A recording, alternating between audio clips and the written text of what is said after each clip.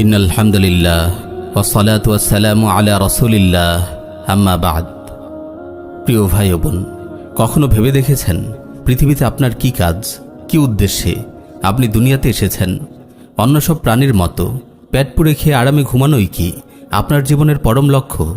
আল্লাহ তাআলা বলেন, ওয়ামা খালাকাতুল জিন্না ওয়াল ইনসা ইল্লা লিয়াবুদুন, আমি জিন ও ইনসানকে কেবল আমার ইবাদতের জন্যই সৃষ্টি করেছি। কখনো জীবন নিয়ে ভেবেছেন? মরণের কথা চিন্তা করেছেন? আল্লাহ রাব্বুল আলামিন কেন জীবন মরণ সৃষ্টি করেছেন? কুরআনুল কারীম খুব স্পষ্ট ভাষায় এই প্রশ্নের উত্তর দিয়েছে। আল্লাযী খালাকাল মাউতা ওয়াল হায়াতা লিয়াবলুয়াকুম আইয়ুকুম আহসানু আমালা, যিনি সৃষ্টি করেছেন মৃত্যু ও জীবন তোমাদেরকে পরীক্ষা করার জন্য কে তোমাদের মধ্যে কর্মে উত্তম। কখনো ভেবেছেন আপনার এই জীবন সফরের সর্বশেষ মঞ্জিল কি? জীবনের পরম সাফল্য ব্যর্থতা কি? আলহামদুলিল্লাহ, কুরআনুল কারীম আমাদের জীবন জিজ্ঞাসার সব উত্তরই দ্ব্যর্থহীন ভাষায় দিয়ে রেখেছে। কুল্লু নাফসিন যায়িকাতুল মাউত ওয়া ইন্নামা তুওয়াফাউনা উজুরাকুম ইয়াওমাল কিয়ামাহ ফামান যুহজিহা আনিন নারি ওয়া উদখিলাল জান্নাতা ফাকাদ ফাজ ওয়া মাল হায়াতুদ দুনিয়া ইল্লা মাতাউল গুরুর। প্রত্যেক প্রাণী মৃত্যুর স্বাদ গ্রহণ করবে, আর কিয়ামতের দিন তোমাদের কর্মফল তোমাদেরকে পুরোপুরি দেওয়া হবে। তখন যাকে জাহান্নাম থেকে সরিয়ে জান্নাতে প্রবেশ করানো হবে সেই সফল কাম, আর পার্থিব জীবন ছলনাময় ভোগ ছাড়া কিছুই নয়। আল্লাহ রাব্বুল আলামিন সুস্পষ্ট ভাষায় জানিয়েছেন, সফল কাম হলো সেই যে জাহান্নাম থেকে নাজাত পেয়ে জান্নাতে পদার্পণ করতে পেরেছে। জীবনের পরম সাফল্য ব্যর্থতার হিসাব মিলাতে পেরেছেন তো?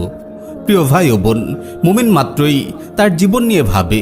একজন মুমিনের কাছে জীবনের এসব অনিবার্য প্রশ্নের উত্তর স্পষ্ট থাকা চাই এবং সেই অনুযায়ী জীবন যাপন করা চাই। নইলে একজন মানুষ ও একটি জানোয়ারের জীবনের মাঝে মৌলিক কোনো পার্থক্য থাকে না। প্রিয় ভাই ও বোন, আল্লাহ রাব্বুল আলামিন অসংখ্য আয়াতে ক্ষণস্থায়ী দুনিয়ার হাকিকত তুলে ধরেছেন।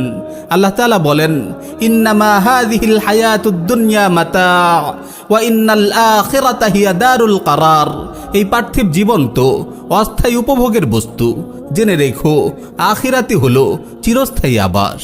তিনি আরো বলেন, সব মানুষ কুফরের দিকে ঝুঁকে পড়ার আশঙ্কা না থাকলে তিনি কাফিরদেরকে তাদের চাহিদার চেয়েও বেশি সম্পদ দান করতেন।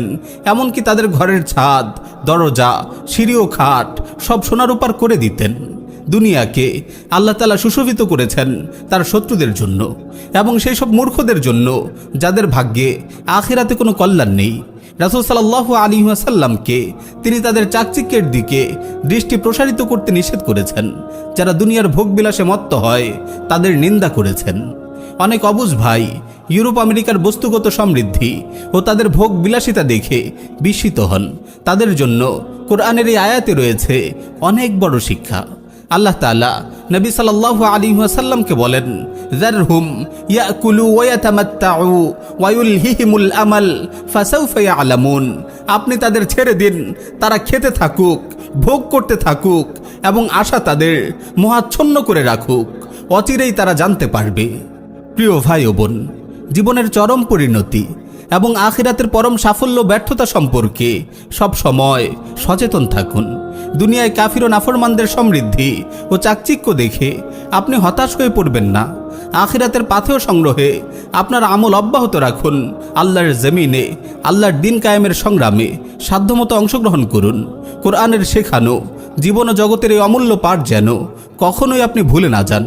আল্লাহ তাআলা আমাদের সবাইকে জাহান্নাম থেকে নাজাত দিন। আমিন ইয়া রাব্বাল আলামিন।